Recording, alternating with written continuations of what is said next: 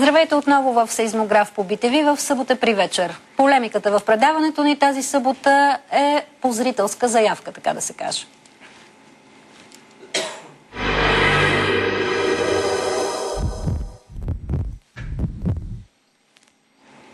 Още с появата си проектът за нов семейен кодекс се превърна в силно дискусионна материя. Най-вече заради текста, който узаконява така наречения фактически брак.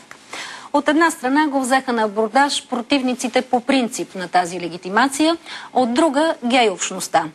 Първото несъгласие подложихме на дискусия в Сеизмограф още преди ваканцията, а второто ще разгледаме в подробности сега, преди второто четене на проекта в парламента и след ето това писмо, което получихме от наши зрители. Това са хора с хомосексуална ориентация. Ще ги представлява в спора днес младият философ Станимир Панайотов, ето го Станимир, а от другата страна е независимият депутат Павел Чернев, който и друг път е гостувал в нашето студио. Той пък е член на две важни за приемането на този проект комисии по вероизповеданията и по правните въпроси. Добре дошли и на двама ви в Сеизмограф. И сега минута ориентираща информация за тези, които ни гледат.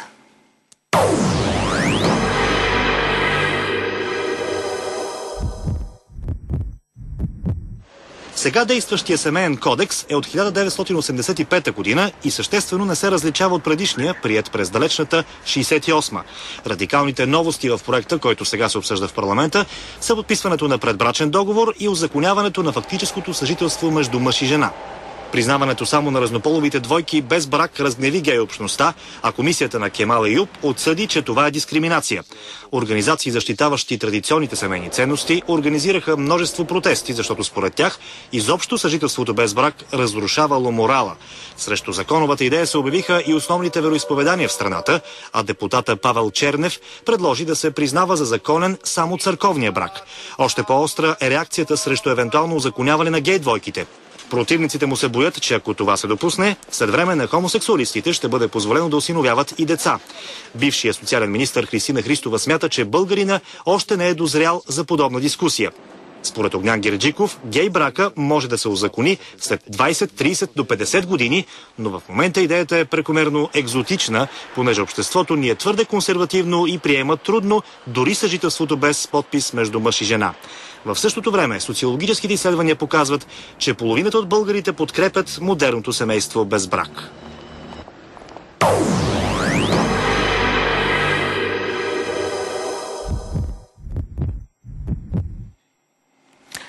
Господин Панайотов, да започнем с вас. Как ще аргументирате искането, настояването си да се узакони фактическото съжителство и на гей двойките? И защо смятате, че е дискриминация нежеланието то да бъде прието? Така, първо едно уточнение. То е свързано с идеята, че сексуалната ориентация не е публичен проблем и политически проблем. Трябва да се каже, че сексуалната ориентация не е личен живот. Това го казвам защо? Като въведение, защото през последните няколко месеца от гей парада насам. Не е личен живот или е личен? Не е просто форма на личен живот. Сексуалната ориентация води със себе си много други неща.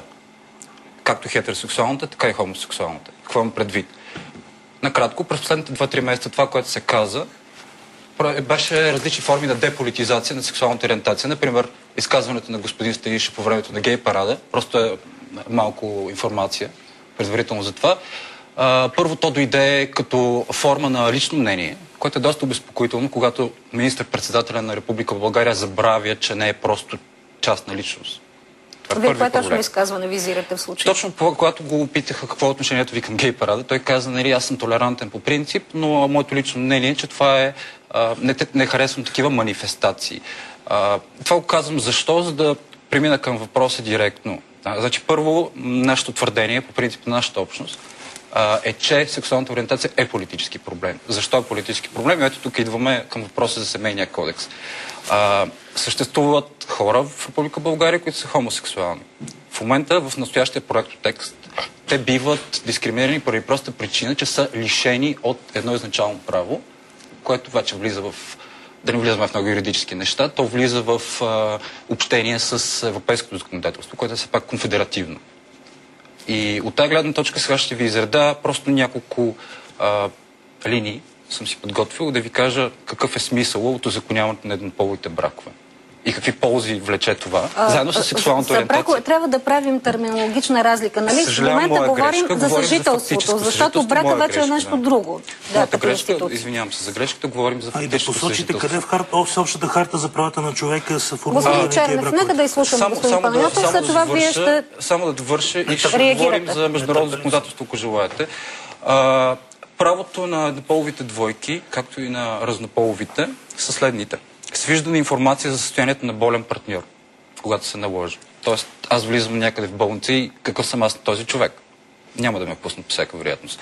Свидетелство срещу партньора си в съда, ако се наложи. Съгласие за ползването на органи и тъкани. Осигурителен стаж при пенсиониране за гледане на болен. Попечителство. Отпуск за изпълнение на граждански и обществени задължения. Влизане и продължително пребиваване, ако един от членовете на двойката еднополова не е български гражданин. Защита от домашно насилие. Твърдите, че като не се озаконява това съжителство, се стига до сериозни социални последствия и негативи. Не, те социалните последствия си ги има по принцип. Общност. Социалните последствия си ги има по принцип. Някои неща са лични, други не чак толкова. Проблемът е, че ако сега приемаме анблок много промени, както и става със семейния кодекс, това, което също се случва, е игнориране на една част от населението на Република България.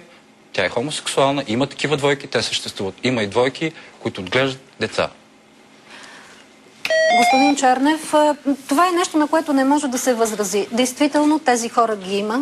Те са такива, защото така са се родили на този свят.